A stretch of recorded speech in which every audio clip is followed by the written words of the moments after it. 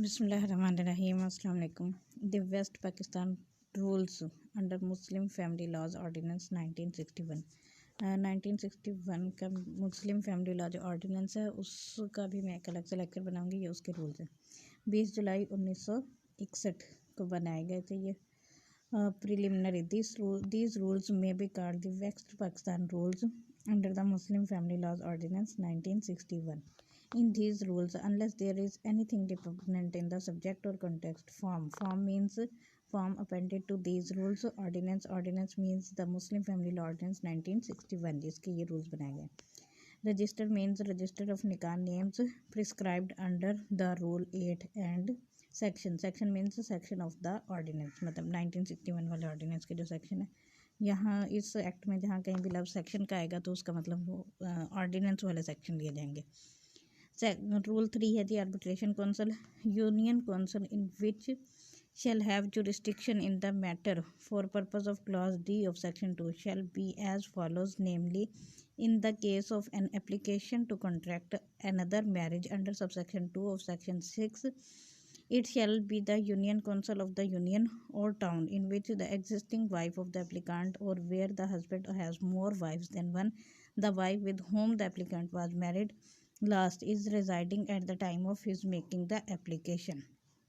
अब ये जो है कि अगर कोई एप्लीकेशन आई है कि एक हस्बैंड है जो वो दूसरी शादी करना चाहता है तो वो यूनियन कौंसिल को एक जो है वो एप्लीकेशन देगा और वो फिर यूनियन कौंसिल क्या करेगी, उसकी जो एग्जिस्टिंग वाइफ है उसके एड्रेस पर वो एप्लीकेशन को भेजेगी, या अगर उसकी एक से ज़्यादा बीवियाँ हैं ऑलरेडी तो वो सबको भेजेगी जहाँ पर वो लास्ट रिजाइड कर रही थी. Provided that if at the time of making the application such wife is not residing in any part of the West Pakistan, the Union Council shall have jurisdiction in case such wife was at any time residing with the applicant in any part of the West Pakistan Union Council of the union or town where such wife so last resided with the applicant. अब अगर वो कहता है कि जो उसने application भेजी है तो वो उसकी जो वाइफ है वो वहाँ पर रिज़ाइड नहीं कर रही उस टाइम पर, तो फिर वो क्या करेगी यूनियन कौंसिल, तो जहाँ पर वो लास्ट टाइम वो अपने हस्बैंड के साथ रिज़ाइड कर रही थी उस जगह पर वो एप्लीकेशन भेजेगी.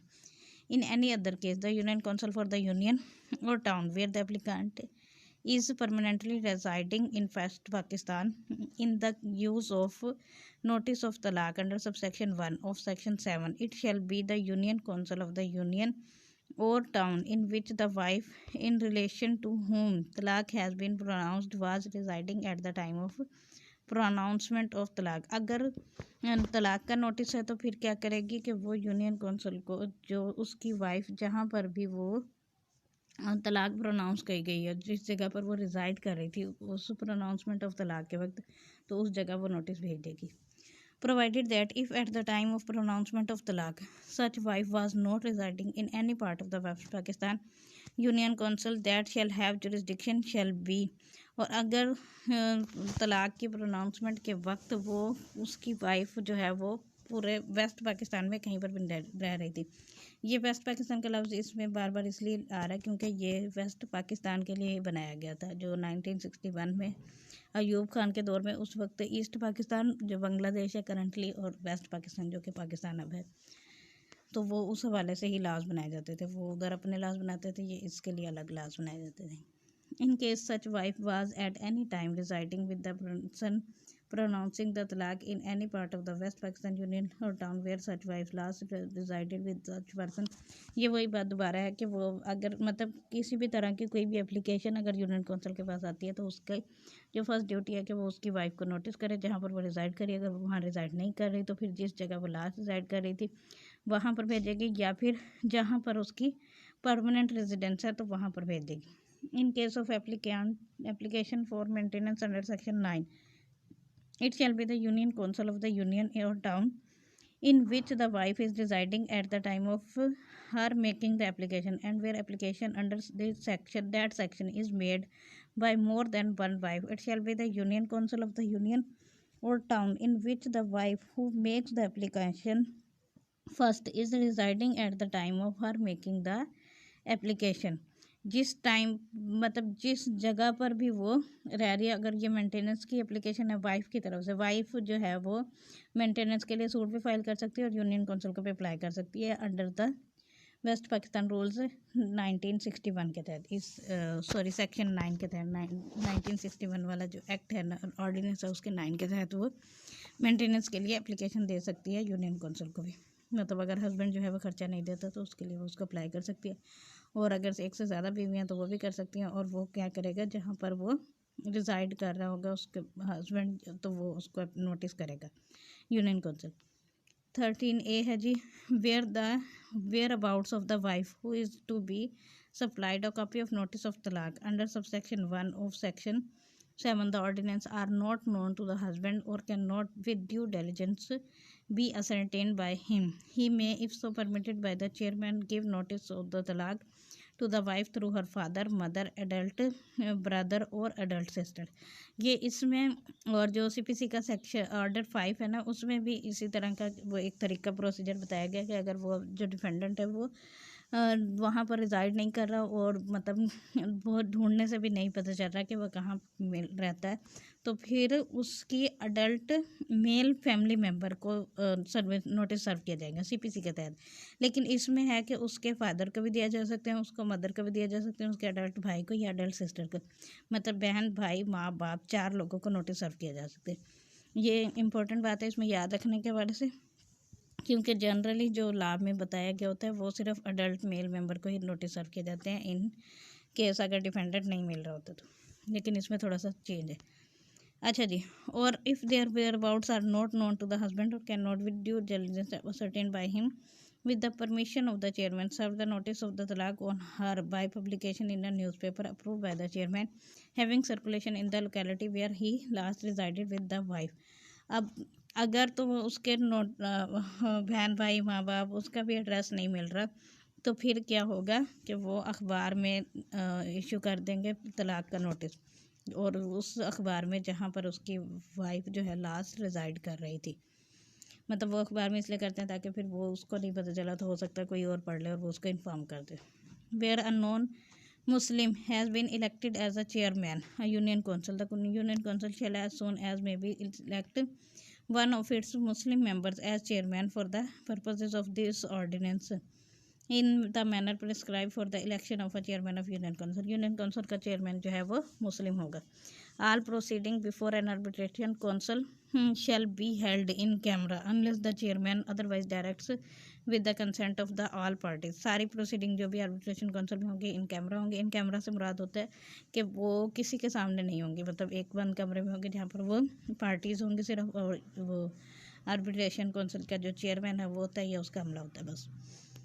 The chairman shall conduct the proceedings of an arbitration council as expeditiously as possible. जितनी जल्दी हो सकेगी उतनी जल्दी प्रोसीडिंग को करेगा chairman, subject to the provisions of sub rule 4. Such proceedings shall not be vitiated by reason of vacancy in the arbitration council, whether on account of failure of any person to nominate a representative or otherwise. अगर उसमें कोई भी मतलब arbitration council work ही नहीं कर रही, उसमें कोई वैकेंसी हो गई है और वो कोई नया बंदा मतलब चेयरमैन जो है वो मौजूद नहीं है और उसकी जगह कोई और नॉमिनेट नहीं करे, तो वो कहता है कि ये इसकी वजह से प्रोसीडिंग विशिएट नहीं होंगी। Where a vacancy arises otherwise than through failure to make a nomination, the chairman shall require a fresh nomination. तो फिर अगर वैकेंसी जो है वो नहीं रिप्रेजेंटेशन के ज़रिए की गई या नॉमिनेशन को करना जो था वो फेल हो गए, तो फिर चेयरमैन जो है वो एक फ्रेश नॉमिनेशन करेगा, रिक्वायर करेगा। No party to proceedings before an arbitration council shall be a member of the arbitration council. कोई भी पार्टी जो है वो प्रोसीडिंग की आर्बिट्रेशन काउंसिल का मेंबर नहीं हो सकती। All decision of the arbitration council shall be taken by majority, and where no decision can be so taken, the decision of the chairman shall be decision of the arbitration council. Chairman का जो decision होगा arbitration council जो है majority से decide करेगी, और अगर majority नहीं हो रही तो फिर चेयरमैन का डिसीजन जो है वो फाइनल होएगा। A copy of the decision of the arbitration council duly attested by the chairman shall be furnished free of cost to each of the parties to the proceeding. Parties को free of cost arbitration council की proceeding की copy दी जाएगी, attested copy. within 7 days of receiving an application under subsection 4 of section 6 or under subsection 1 of section 9 or a notice under subsection 1 of section 7, the chairman shall by order in writing call upon each of the parties to nominate his or her representative, and each such party shall within 7 days of receiving the order nominate in writing a representative and deliver the nomination to the chairman or send it to him by registered post. 7 दिन के अंदर अंदर उसने registered post के जरिए notice उसको भेजना है, जो भी डिफेंडेंट का मतलब इन केस ऑफ फीमेल या मेल दोनों की तरफ से.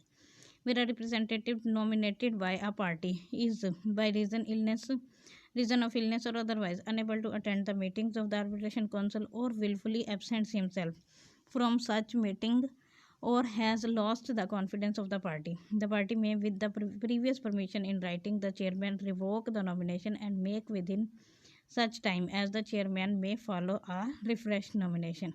जब तक कि फ्रेश नॉमिनेशन नहीं हो जाती तब तक वो रिप्रेजेंटेटिव जो नॉमिनेट किया गया है पार्टीज़ की तरफ से, अगर वो इलनेस या किसी भी बीमारी की वजह से वो अनेबल है कि वो अटेंड कर सके, तो फिर जो क्या होगा, चेयरमैन जो है वो रिवोक करेगा उसकी नॉमिनेशन को और फ्रेश नॉमिनेशन रिक्वायर करेगा.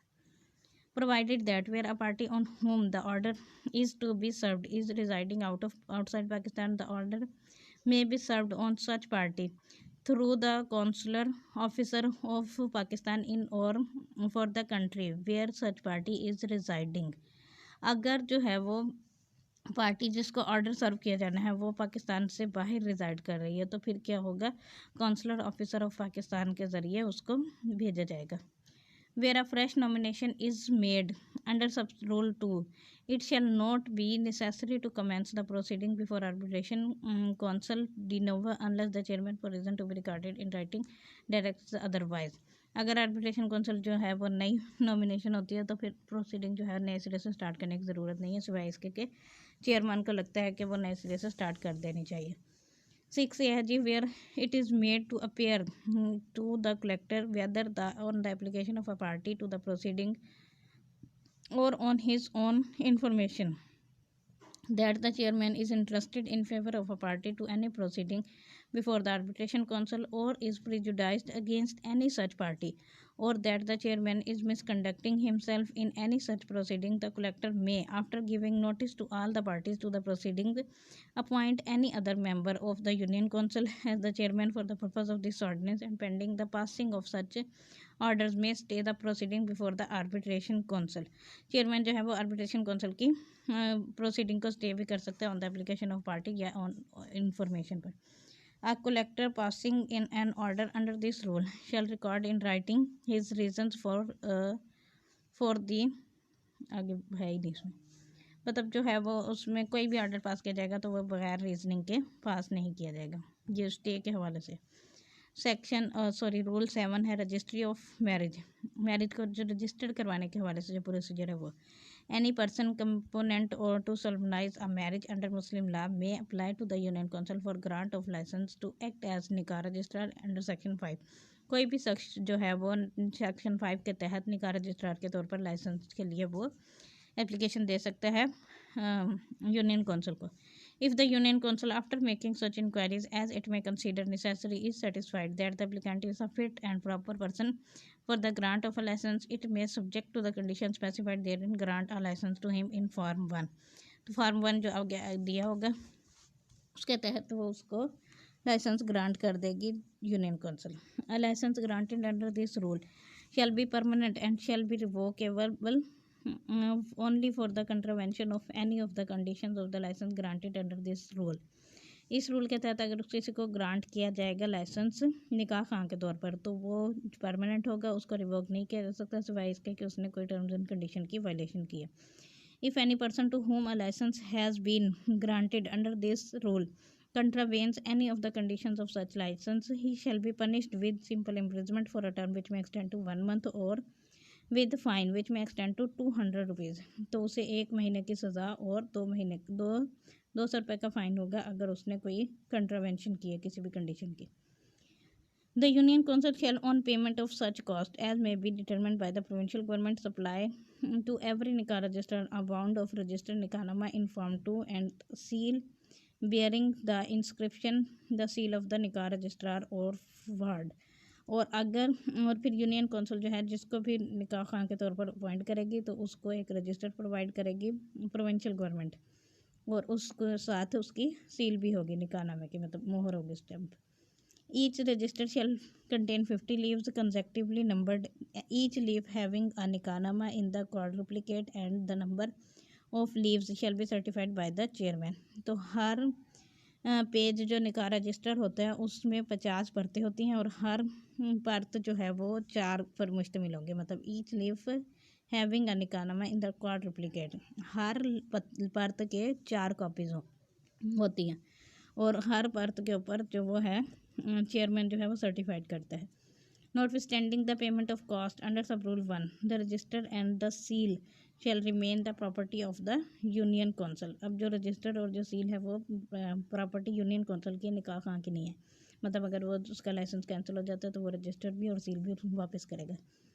For the registration of marriage registered under section 5 of the nikah registrar shall be paid by the bridegroom or his representative a registration fee of 2 rupees, or when the dower exceeds 2000 rupees, a fee calculated at the rate of 1 rupee for every 1000 or part of the 1000 rupees of such dower subject to a maximum fee of 20 rupees। हाँ, इसको भी change किया जाना चाहिए क्योंकि practically अभी ये सब नहीं चल रहा है, लेकिन चूँकि रूल्स में लिखा हुआ है तो फिर हमने पेपर पॉइंट ऑफ व्यू से तो यही लिखना है। वो कहता है जी 5 के तहत अगर कोई निकाह रजिस्टर होगा तो फिर 2 रुपये की जो दूल्हा होगा उस वो 2 रुपये की फ़ीस पे करेगा निकाह रजिस्ट्रार को, और अगर जो हक महर की अमाउंट 2000 रुपये से ज़्यादा तो फिर हर 1000 रुपये के ऊपर 1-1 रुपया चार्ज किया जाएगा, मतलब 3000 है तो 3 रुपये हो जाएंगे। लेकिन जो है वो मैक्सिमम 20 रुपये से ज़्यादा नहीं होगी फ़ीस, और हमारे यहाँ तो मैक्सिमम 5000 रुपये चल रही है निकाह रजिस्ट्रार की fees.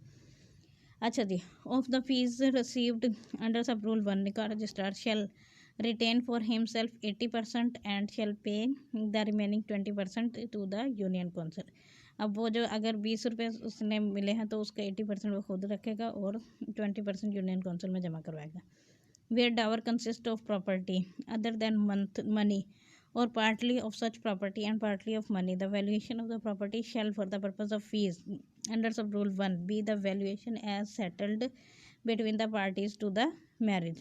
The nikah registrar shall in the case of marriage solemnized by him fill in form 12 and quadruplicate in registrar the persons whose signature are required in the form shall then sign, and the nikah registrar shall then affix his signature and seal thereto and keep the original intact in the register।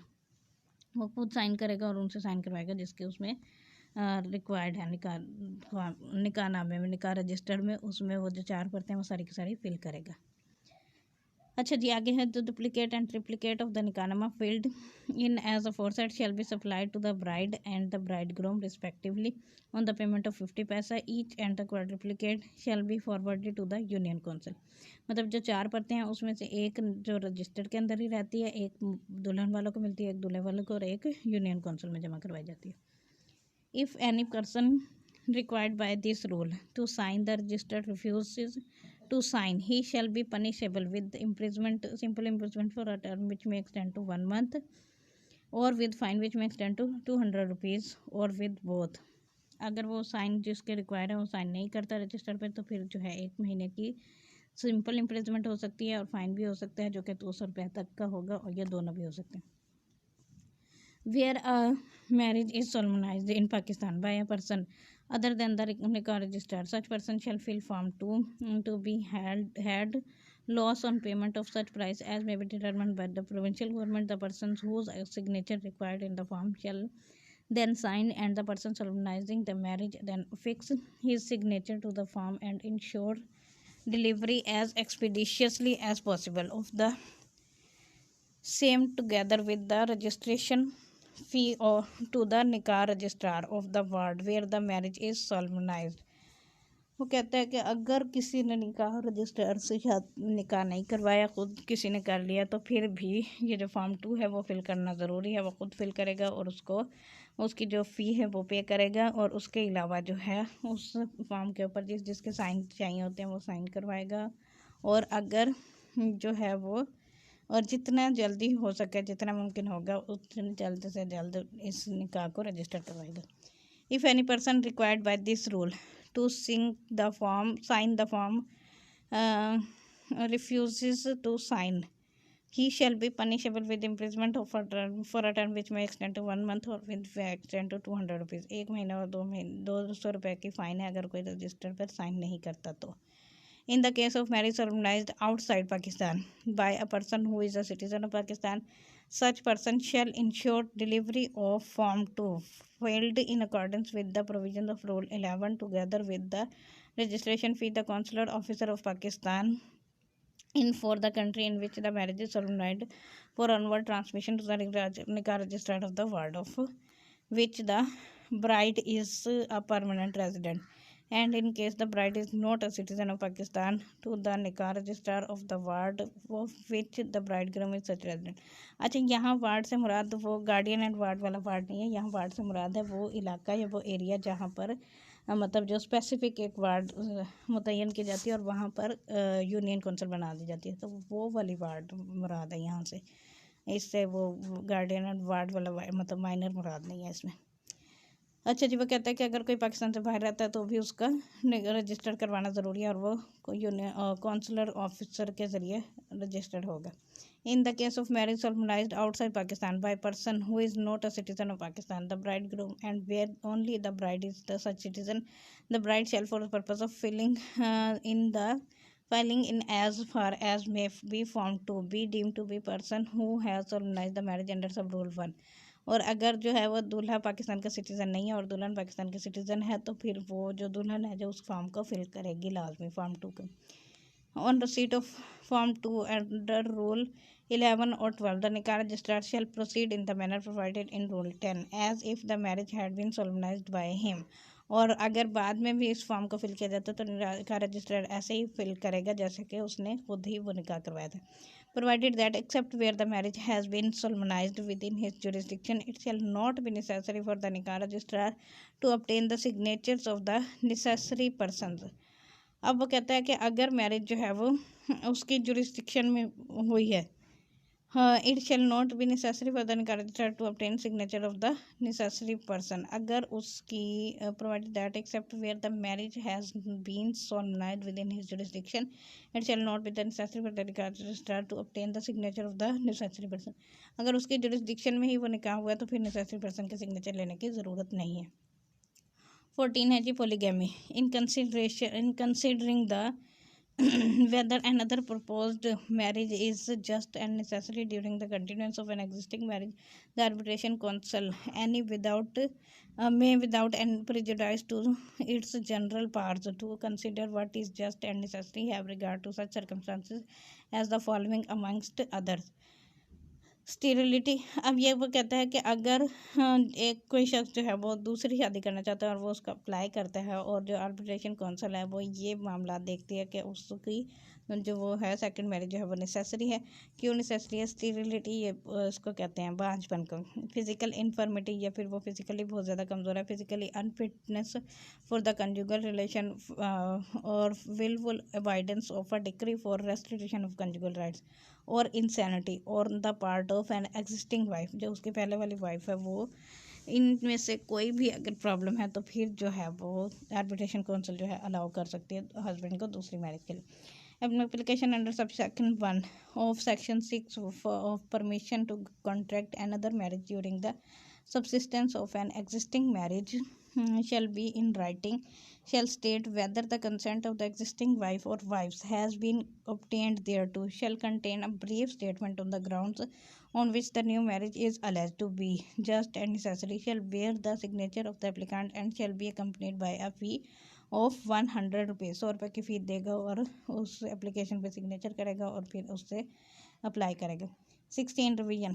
Application for revision of a decision of N arbitration council under subsection 4 of section 6 और of a certificate under subsection 2 of section 9 shall be preferred within 30 days of the decision of the issue of certificate as the case may be and shall be accompanied by a fee of 2 rupees।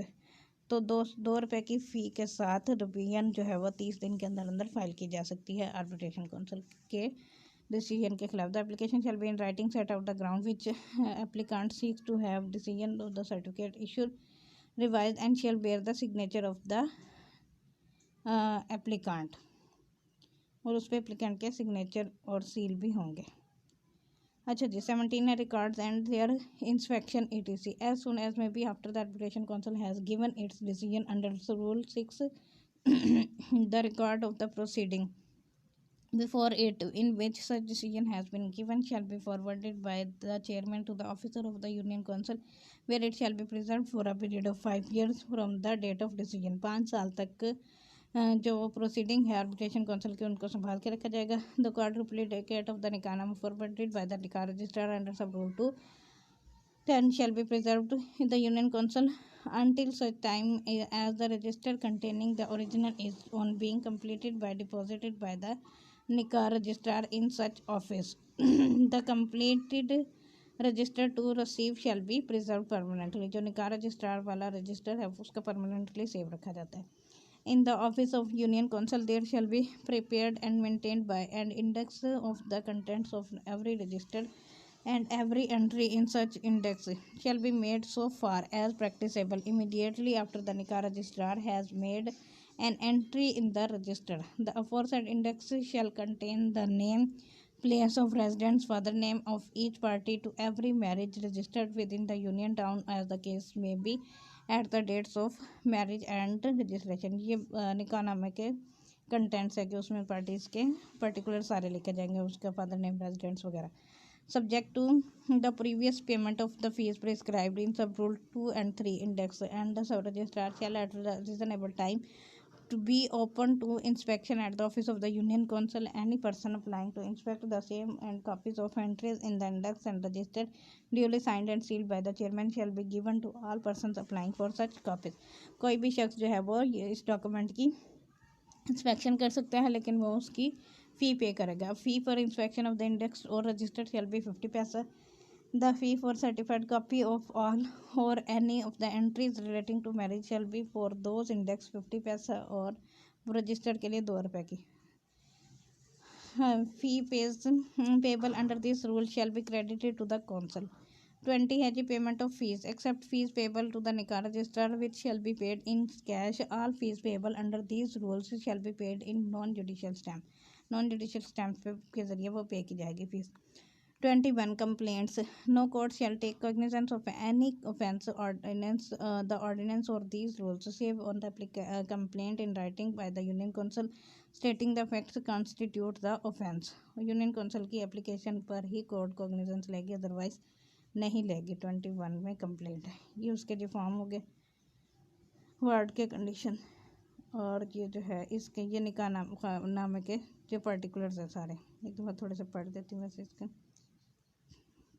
जिन लोगों ने निकाहनामा देखा होगा उनको तो मालूम ही होंगे। ये निकाहनामा के फॉर्म जो 2 है फिल करने वाला। पहले नेम ऑफ वार्ड मतलब कि उनसे इलाके में है वो, डिस्ट्रिक्ट में ब्राइड ग्रूम के पर्टिकुलर्स, ब्राइड ग्रूम की एज, और उसके अलावा ब्राइड के पर्टिकुलर्स, उसकी एज और उसका स्टेटस कि वो अगर विडो है या हाउस पहले से शादीशुदा है, डाइवोर्सी है, जो भी है। Age of bride, name of vakil appointed by father, witnesses के नेम और name of vakil appointed by bride groom, दोनों पार्टीज़ के विटनेसेस होंगे और उनके वकील।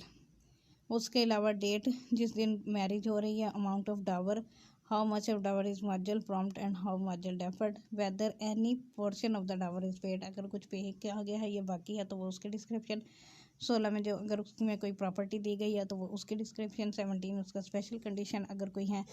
18 में डेलीगेशन ऑफ पावर, वाइफ को जो पावर डेलीगेट की जाती है। 19 उसका कॉलम होता है जिसमें हस्बैंड के पास राइट होता है कि डाइवोर्स का in any way curtailed.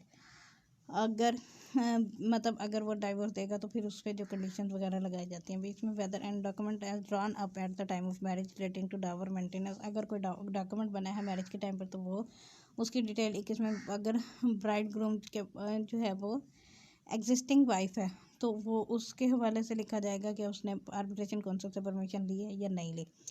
Number and date of the communication conveying to the bridegroom the permission of the arbitration council to contract another marriage, अगर वो एक से ज़्यादा शादियाँ कर रहा है तो फिर उसकी जो है वो कितनी शादियाँ हो चुकी हैं और कितनी मज़ीद वो कर रहा है परमिशन के साथ कर रहे हैं, without permission. Name and address of the person by whom the marriage was solemnized and his father. Nikah खां के जो है वो पर्टिकुलर्स भी लिखे जाते हैं, उसके date of registration of marriage, जिस दिन मैरिज रजिस्टर्ड हुई है, रजिस्ट्रेशन फ़ी जितनी पे की गई है, और signature of the bridegroom और उसके वकील के सिग्नेचर ऑफ विटनेसेस जो कि अपॉइंट किया गया, ब्राइड ग्रूम के वकील, signature of the bride, signature of wakil of the bride, signature of the witnesses to be appointed of the wakil of the bride, signature of the witnesses to the marriage, signature of the person who solemnized the marriage, signature and seal of the nikah registrar। चलो जी, thank you so much for listening. बाकी जो मज़ीद मैं इंशाल्लाह family courts ordinance 1961 और 1964 और उसके रूल्स भी डिस्कस करूँगी। Thank you for listening. Allah हाफिज़।